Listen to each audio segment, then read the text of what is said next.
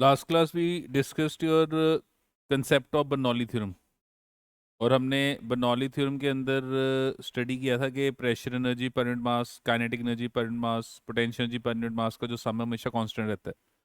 और फिर हमने उसका एक स्पेशल केस किया था कि अगर एक हॉरिजॉन्टल ट्यूब, एक horizontal pipe of varying cross sectional area fluid flow कर रहा है, तो उस केस में हमारे पास sum of hydrostatic pressure and half rho we square, जिसको हम डायनेमिक प्रेशर कहेंगे, ये जो वैल्यू आएगी ये हमेशा कांस्टेंट आएगी। This value will always be constant. ये चीज़ हमने लास्ट क्लास में बर्नौली थ्योरम में स्टडी की थी और हमने नोटिस किया था कि ये जो P है, ये P क्या है? This P is your hydrostatic pressure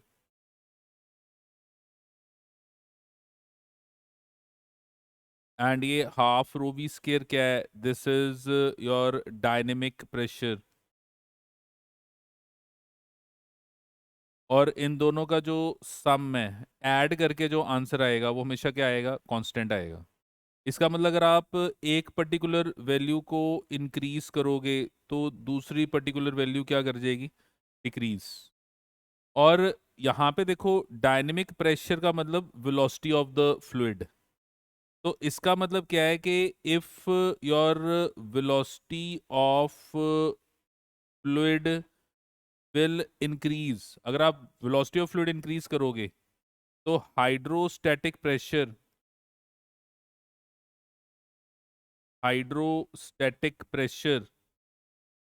will decrease and vice versa. मतलब जहां पर वेलोसिटी ऑफ फ्लूइड को हम इंक्रीज करेंगे वहां पे हाइड्रोस्टैटिक प्रेशर डिक्रीज कर जाएगा, और जहां पर हम वेलोसिटी ऑफ फ्लूइड को डिक्रीज करेंगे वहां पे हाइड्रोस्टैटिक प्रेशर इंक्रीज कर जाएगा। तो ये हमारे पास गिवन कंसेप्ट है, जिसको हम अब डेली लाइफ में हम देखेंगे कि ये हम बहुत जगहों पर अप्लाई कर रहे हैं, ये बहुत जगहों पे अप्लाई होता है। अब one of the important example is lift off an aeroplane. तो एक एग्जांपल हमारे पास आ गया, lift off an aeroplane.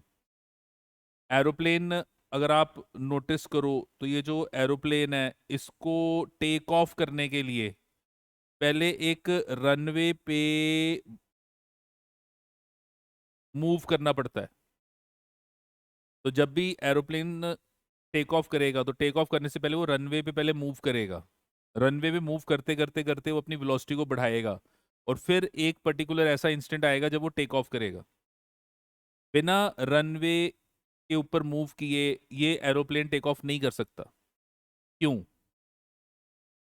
Aeroplane का अगर मैं विंग जो है वो नोटिस करूं तो एरोप्लेन के जो विंग्स होते हैं, they are also known as aerofoil. तो एरोप्लेन के जो विंग्स होते हैं उनको हम एरोफॉइल कहते हैं। What do you mean by aerofoil? Aerofoil का क्या मतलब है? Aerofoil is basically a streamlined body that produces lift and drag when moved through air। तो एक स्ट्रीमलाइन बॉडी जो लिफ्ट और ड्रैग जनरेट कर रही है जब आप उसको एयर में मूव करते हो, उसको एरोफॉइल कहते हैं। तो जो एरोप्लेन के विंग्स हैं, they are aerofoil, they are specially designed. तो एरोप्लेन के जो विंग्स होते हैं वो स्पेशली डिजाइंड होते हैं। अगर आप एरोप्लेन के विंग को ऑब्जर्व करोगे तो आप क्या नोटिस करोगे कि ये जो एरोप्लेन का आप विंग देख रहे हो, इसका जो फ्रंट पार्ट है, इसका जो आगे वाला पार्ट है, that is known as leading edge. और इसका जो पीछे वाला पार्ट है, that is known as trailing edge. और इसके दोनों के बीच में जो लेंथ है, डिस्टेंस है, that is known as chord line. तो हमारे पास जो एरोफॉइल है, ये जो एरोप्लेन का विंग है, ये स्पेशली डिजाइंड है जिसमें लीडिंग एज और ट्रेलिंग एज का डिजाइन शेप डिफरेंट है। और यहाँ पे हम क्या नोटिस करते हैं? आपका जब एरोप्लेन ऐसे रनवे पे आगे जा रहा है, एरोप्लेन ऐसे रनवे पे आगे जा रहा है, तो आगे जाते हुए वो जो विंग्स हैं वो एयर को कट करेंगी। जैसे आप कार में बैठे हो, तो आप कार में जब आगे जाते हो तो आपकी कार एयर को कट करते हुए आगे जा रही है। आप अपना हाथ बाहर निकालो विंडो से, तो आप नोटिस करोगे कि एयर आपके हैंड को पीछे की तरफ मूव करेगी। तो जब भी आप एरोप्लेन को मूव कर रहे हो, उसका विंग जो है वो एयर को जब कट करते हुए आगे जा रहा है, तो आप क्या नोटिस करोगे कि जो एयर है जब उस विंग को टकराएगी, तो क्योंकि आपने इसको एक स्पेशल डिजाइन दिया हुआ है, तो मैक्सिमम एयर जो है वो विंग के ऊपर से जाएगी। तो यहाँ पे ये जो आपने एरोफॉइल बनाया है, ये जो एरोफॉइल बनाया है, ये जो आपने एक गिवन डिजाइन बनाया है, ये इस हिसाब से बनाया है कि जब भी ये एयर को कट करते हुए विंग जाएगा, तो यहाँ पे जो एयर वेलोसिटी है वो लार्ज होगी, ज्यादा एयर ऊपर की तरफ आएगी। तो you will observe that air velocity on the wing, upper side of the wing will be more, and ये जो लोअर साइड आप नोटिस कर रहे हो, यहाँ पे एयर जो जाएगी वो कंपैरेटिवली लेस जाएगी। तो हम क्या नोटिस करेंगे कि below the wing your air velocity is less. Below the wing air velocity कम है, above the wing air velocity जो है वो लार्ज है, वो मोर है। और हमने क्या नोटिस किया था कि according to Bernoulli, P plus half rho we square is constant. ये हमने लास्ट क्लास में नोटिस किया था कि बर्नौलीज थ्योरम के accordingly P plus half rho we square constant है। और इसका क्या मतलब हुआ कि जहां पर भी ये वेलोसिटी इंक्रीज करेगी, वहां पे प्रेशर डिक्रीज कर जाएगा, एंड वाइस वर्सा। तो आप क्या नोटिस कर रहे हो कि यहाँ पे वेलोसिटी लार्ज है। तो अगर लार्ज है तो आप क्या नोटिस करोगे कि above the wing a low pressure is generated, क्योंकि वेलोसिटी ज्यादा है। जहां पे वेलोसिटी ज्यादा होगी वहां पे प्रेशर कम होगा, एंड जहां पे वेलोसिटी कम होगी जहां पे वेलोसिटी कम होगी वहां पे प्रेशर जो है वो ज्यादा हो जाएगा। तो below the wing high pressure is generated. तो हम क्या नोटिस कर रहे हैं कि विंग के नीचे हाई प्रेशर हो गया, विंग के ऊपर लो प्रेशर हो गया, and due to pressure difference force will act. तो due to pressure difference force will act. तो प्रेशर डिफरेंस के कारण फोर्स लगेगी, and this force will act from high pressure to low pressure. तो ये जो फोर्स है, ये आप क्या नोटिस करोगे कि ये हाई प्रेशर से लो प्रेशर की तरफ लगेगी। और अगर ये फोर्स हाई प्रेशर से लो प्रेशर की तरफ लगेगी, तो देखो नीचे हाई प्रेशर है, तो आप क्या नोटिस करोगे कि फोर्स लो प्रेशर की तरफ लगेगी, हाई से लो की तरफ लगेगी। तो ये जो विंग है, विंग इसके ऊपर एक अपवर्ड फोर्स लगेगी, और वो जो अपवर्ड फोर्स है वो आपके एरोप्लेन को लिफ्ट करेगी। तो ये जो आपको अपवर्ड फोर्स नजर आ रही है, this will lift your aeroplane, ये आपके एरोप्लेन को लिफ्ट करेगा। तो आप क्या नोटिस कर रहे हो कि ये जो गिवन आपको विंग्स नजर आ रही हैं, एरोप्लेन जब ऐसे जा रहा है रनवे पे, तो आपको ये जो विंग्स नजर आ रहे हैं, इस विंग के नीचे जो एयर वेलोसिटी है वो कम है। तो यहाँ पे नीचे there is a region of high pressure, और ऊपर there is a region of low pressure. और ये जो प्रेशर का डिफरेंस है, इसके कारण आप क्या नोटिस करोगे कि विंग्स के ऊपर ऐसे फोर्स लगेगी, और वो जो फोर्स है वो विंग्स को ऊपर की तरफ पुश करेगी, और आपका ये जो एरोप्लेन है वो उस अपवर्ड फोर्स के कारण, ये जो आपका एरोप्लेन है, ये जो अपवर्ड फोर्स इस पे लगेगी, इस अपवर्ड फोर्स के कारण ये ऐसे टेक ऑफ कर जाएगा। तो ये आपका गिवन मैकेनिज्म है। तो डेली लाइफ में बहुत सारी चीज़ें जो हैं वो इस पर्टिकुलर मैकेनिज्म पे वर्क कर रही हैं, कि जहाँ पे भी फ्लूइड की वेलोसिटी बढ़ाओगे, प्रेशर कम हो जाएगा। जहाँ पे भी फ्लूइड की वेलोसिटी कम करोगे, वहाँ पे प्रेशर बढ़ जाएगा। और अगर आपने प्रेशर डिफरेंस जनरेट किया, तो फोर्स लगेगी from high pressure to low pressure. हाँ जी, क्लियर है ये? Similarly, we have your blowing of the roofs during storm. जब बहुत ज़्यादा winds चल रही हैं, तो आप क्या नोटिस करते हो कि हर चीज़ winds जब चल रही होती है तो ऊपर की तरफ खिंचती है। आपके roofs जो हैं वो अपने गिवन बिल्डिंग से जो रूफ टॉप्स हैं वो निकल निकल के हवा के साथ साथ साथ में वो फ्लो कर जाते हैं। ऐसा क्यों होता है? पेड़ जो है वो अपने जड़ों से बाहर आ जाते हैं। ट्रीज जो है वो अपने रूट से निकल के ऐसे बाहर आ जाते हैं। कार्स तक ऐसे बाहर ऊपर की तरफ उड़ने लग जाती हैं जब बहुत ज़्यादा साइक्लोन टाइप कंडीशंस होती हैं। तो ऐसा क्यों हो रहा है? तो यहाँ पे जब हमारे पास विंड ब्लो कर रही है और हमने ये जो हाउस है उसके सारी विंडोज बंद रखी हुई हैं, तो हम क्या नोटिस कर रहे हैं कि हमने घर के अंदर जो एयर की वेलोसिटी है वो लो रखी हुई है, क्योंकि अंदर तो दरवाजे बंद हैं तो अंदर तो एयर पास ही नहीं कर पा रही। तो ये जो विंड्स हैं, ये सारी की सारी विंड्स ऐसे ऊपर से जा रही हैं। तो यहाँ पर हम क्या नोटिस कर रहे हैं कि your air velocity is large. हम नोटिस कर रहे हैं कि ऊपर रूफ के ऊपर एयर वेलोसिटी लार्ज है और नीचे एयर की वेलोसिटी कम है।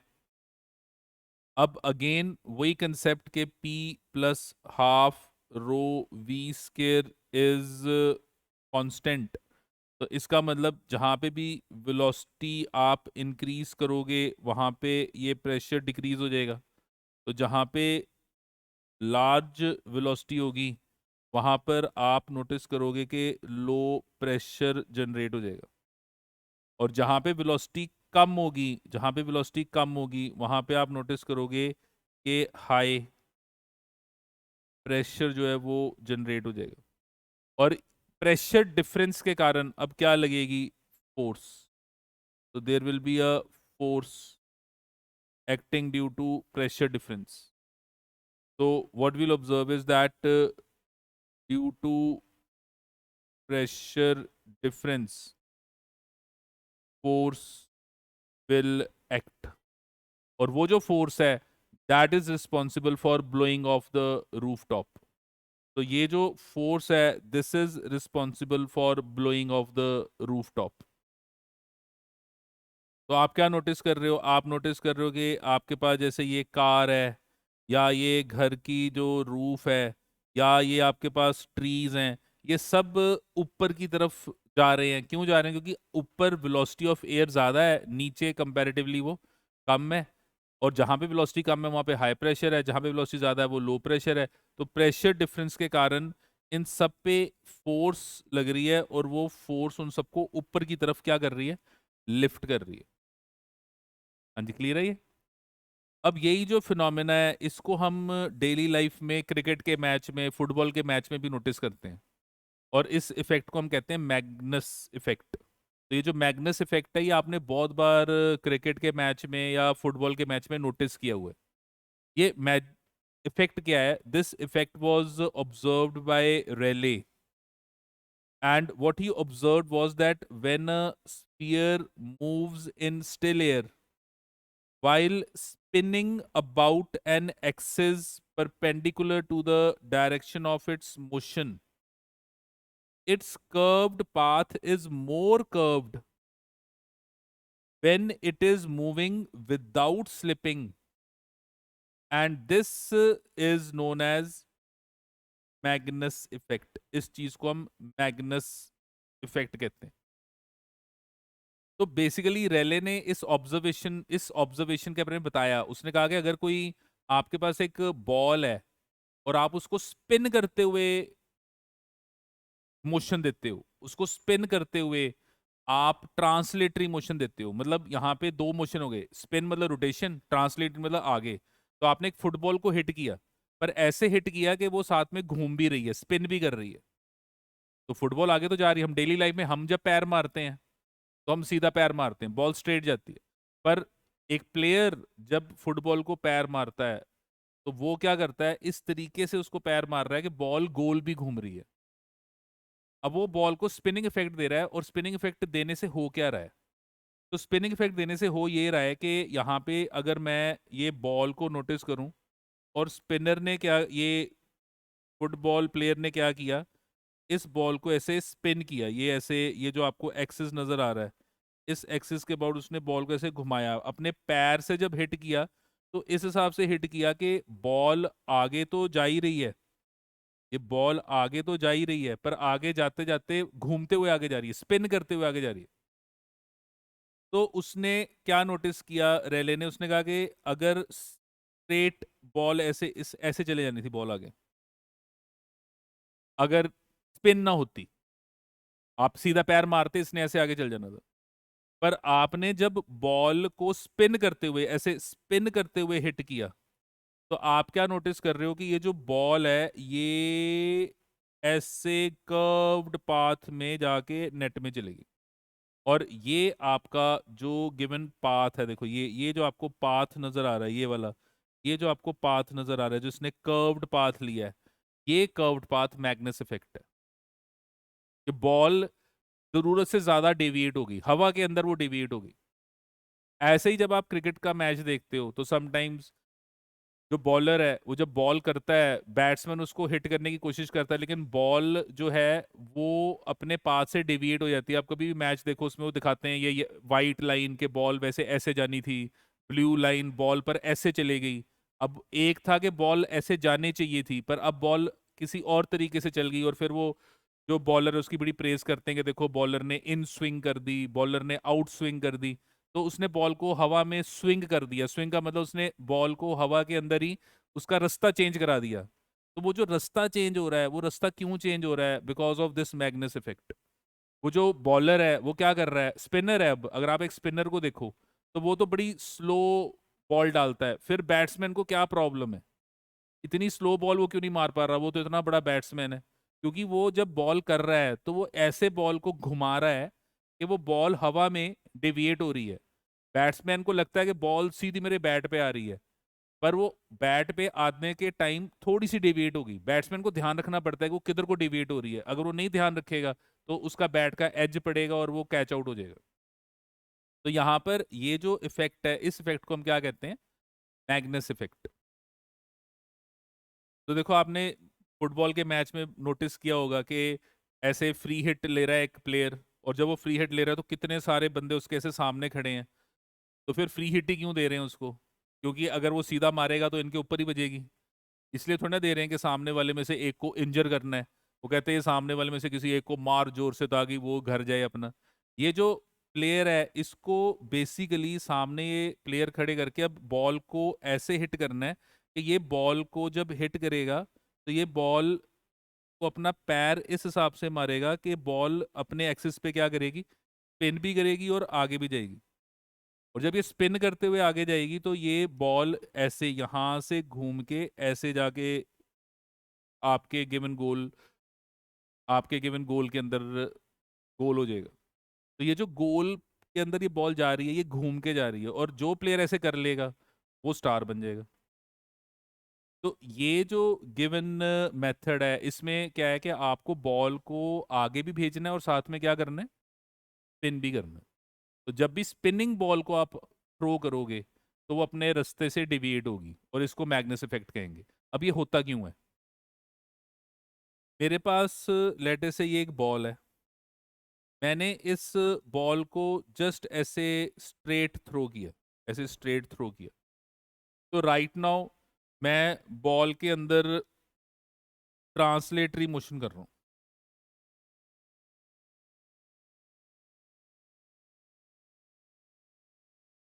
अब जब मैं बॉल के अंदर ट्रांसलेटरी मोशन कर रहा हूँ तो मैं क्या नोटिस कर रहा हूँ कि ये जो एयर है, बॉल इस एयर को कट करते हुए आगे जा रही है।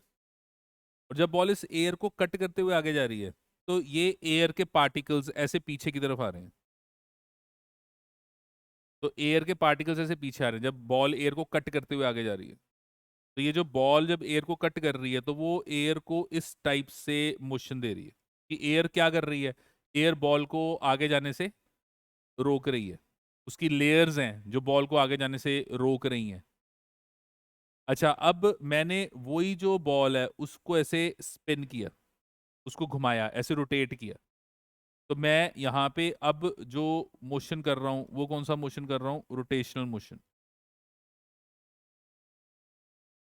तो जब मैंने ये रोटेशनल मोशन किया तो मैं क्या नोटिस कर रहा हूँ कि ये जब बॉल ऐसे घूमेगी तो वो अपने साथ एयर के पार्टिकल्स को भी घुमा रही है।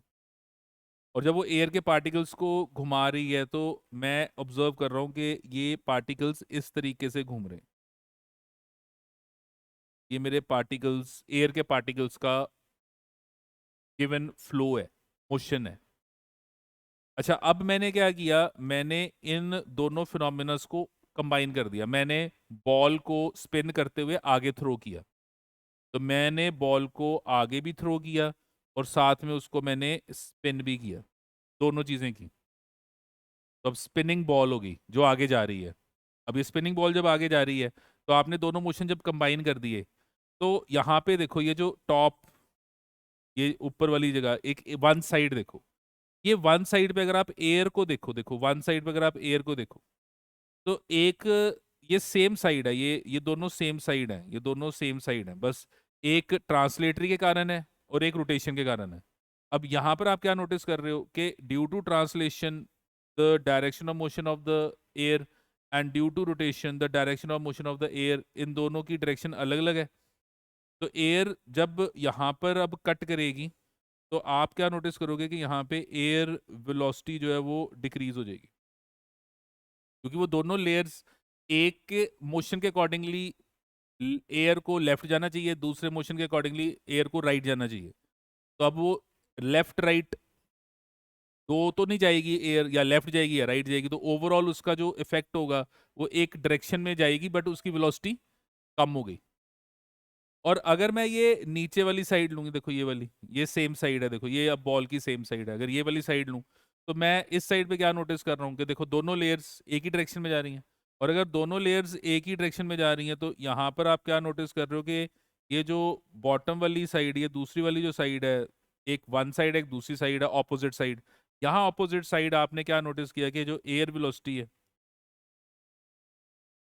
वो इंक्रीज कर गई। हाँ जी, क्लियर है ये? और हमने पीछे क्या नोटिस किया था? हमने पीछे नोटिस किया था कि P plus half rho we square is what is constant. तो इसका क्या मतलब है? इसका मतलब है कि अगर आप वेलोसिटी को इंक्रीज करोगे तो प्रेशर जो है वो आपका क्या करेगा? डिक्रीज करेगा। तो इस केस में जहाँ पे वेलोसिटी इंक्रीज की, यहाँ पे लो प्रेशर हो गया, जहाँ पे वेलोसिटी डिक्रीज की वहाँ पे हाई प्रेशर हो गया। And due to pressure difference क्या लगी? फोर्स। तो आप क्या नोटिस करोगे कि यहाँ पे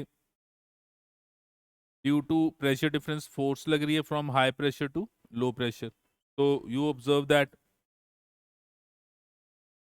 due to pressure difference there will be force.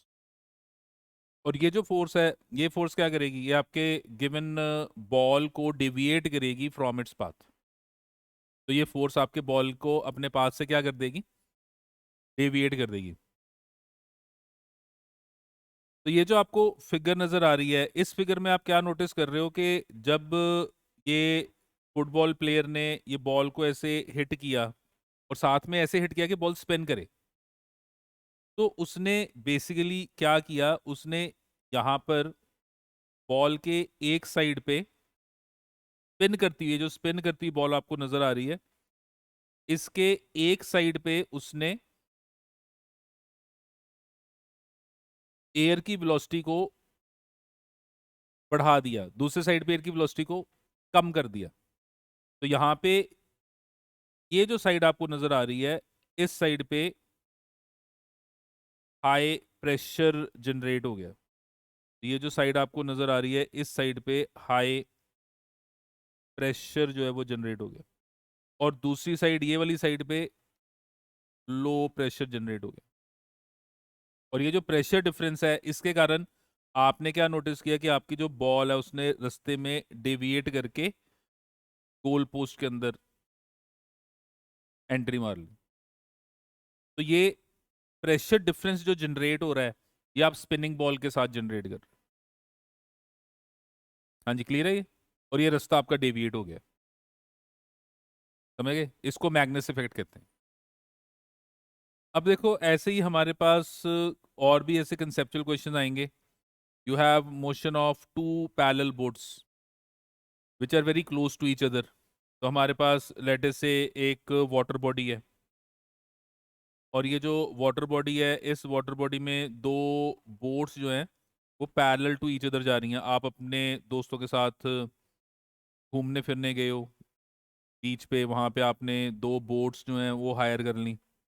अब दो बोट्स हायर करके आप उस पे राइड ले रहे हो, बड़ा एंजॉय कर रहे हो। अब इतना प्यार आ गया कि एक दूसरे के क्लोज आ गए, मेरा भाई मेरा भाई। अब यहाँ पे देखो, जब आप ऐसे क्लोज आए तो आप क्या नोटिस करोगे? नो डाउट आप ऐसे पैरेलल जा रहे हो, पर जब आप क्लोज आओगे तो आपके बीच में जो वाटर है, वो जो वाटर है अगर आप उसको ध्यान से नोटिस करो तो आगे जाने के लिए आपको वाटर को पीछे पुश करना पड़ रहा है। क्योंकि हमने पढ़ा हुआ है कि to every action there is opposite reaction. तो अगर मैंने आगे जाना है तो मुझे क्या करना पड़ेगा? वाटर को पीछे पुश करना पड़ेगा। तो चाहे मैं नहीं कर रहा, मेरी बोट का इंजन कर रहा है, पर वो क्या कर रहा है? वाटर को पीछे पुश कर रहा है, और मैं आगे जा रहा हूँ। ऐसे ही जो दूसरी बोट है वो भी वाटर को पीछे पुश कर रही है। अब यहाँ पर आप क्या नोटिस करोगे कि ये जो आपका बीच वाला वाटर है ये सेम हो गया, क्योंकि आप क्लोज हो। अब बीच वाला वाटर आपका सेम हो गया, तो ये बीच वाले वाटर को आप दोनों ही पुश कर रहे हो। तो आप इस वाटर को वी, इस वाटर को वी, ये वी और वी, तो यहाँ पे आपका वाटर 2v से पुश होने लग गया पीछे को। तो आप दोनों के बीच में जो वाटर है, ये दोनों बोट्स के बीच में जो वाटर है, इसकी जो वेलोसिटी है वो लार्ज होगी, क्योंकि आप दोनों के बीच में आप दोनों उसी पानी को पीछे पुश कर रहे हो, तो उसकी वेलोसिटी लार्ज होगी। और आपके ये जो अदर साइड, ये जो अदर साइड है, वहां पे जो वेलोसिटी है वो लेस है। वेलोसिटी अदर साइड पे लेस है, क्योंकि उसको तो सिर्फ आप ही पुश कर रहे हो, बीच वाले को आप दोनों पुश कर रहे हो। दोनों बोट बीच वाले पानी को पुश कर रही। अब हमने क्या नोटिस किया कि जहां पे वेलोसिटी लार्ज होगी that will be a region of low pressure, जहां पे वेलोसिटी लेस होगी that will be a region of high pressure. तो यहाँ पे हाई प्रेशर, और फोर्स लगेगी कहाँ से कहाँ लगेगी? From a region of high pressure to low pressure. तो आप नोटिस करोगे कि ऐसे फोर्स लगेगी, और ये फोर्स क्या करेगी? आपकी बोट्स को क्लोज ले आएगी और बोट्स आपस में टकरा जाएंगी।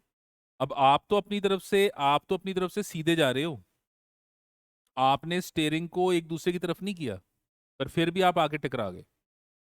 तो इसका मतलब जब भी ऐसे घूमने जाओगे तो वहां पे ध्यान रखना है कि ज्यादा प्यार प्यार के चक्कर में बिल्कुल एक दूसरे के पास बोट्स नहीं लेके आनी। क्योंकि अगर एक दूसरे के पास ज्यादा बोट ले आए तो फिर कितनी भी कोशिश करो, आपके बीच वाले वाटर की वेलोसिटी ज्यादा होने के कारण देयर इज अ टेंडेंसी के you hit with each other. ठीक है? और ऐसे फिनोमिनास बहुत सारे हैं। जैसे अब हम इसको एक्सपेरिमेंट्स में, अगर आप दो बैलून्स लो और दो बैलून को रखो थोड़ा सा आपस में सेपरेट करके, और उनके बीच वाली जो जगह है उसमें से एक हेयर ड्रायर या ब्लोअर जो है उसकी एयर पास कराओ, तो आप क्या नोटिस करोगे कि वो बैलून्स क्लोज आ जाएंगे। क्यों? क्योंकि बैलून के बीच में आपने एयर की वेलोसिटी को क्या किया? बढ़ा दिया। तो जहां पे भी एयर की वेलोसिटी बढ़ाओगे वहां पे लो प्रेशर जनरेट हो जाएगा, और फोर्स लगेगी from high pressure to low pressure.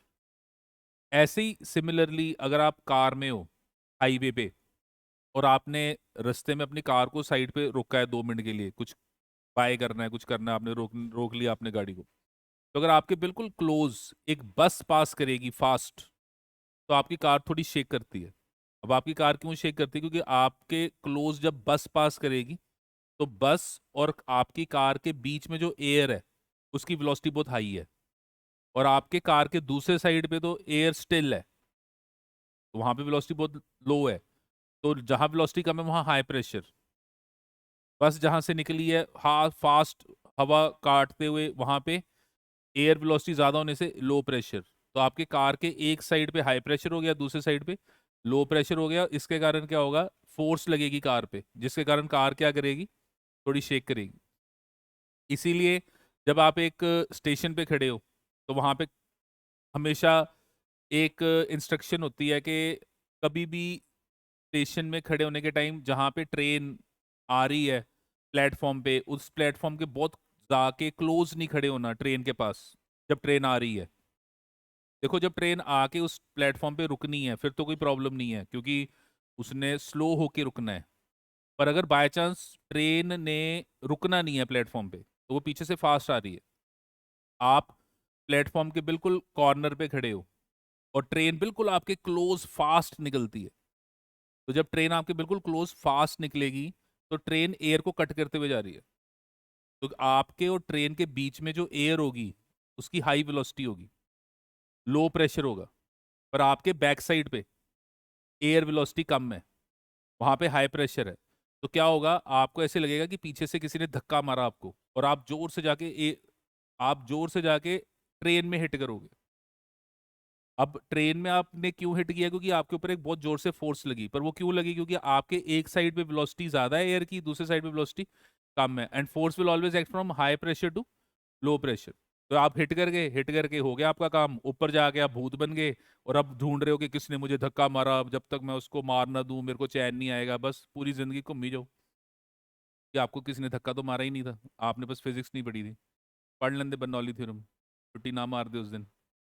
तो कहने का मतलब है कि भाई जब एयर वेलोसिटी ज़्यादा होगी तो वहाँ पे लो प्रेशर, एयर वेलोसिटी कम होगी तो वहाँ पे हाई प्रेशर, और प्रेशर डिफरेंस के कारण क्या लगेगी, फोर्स।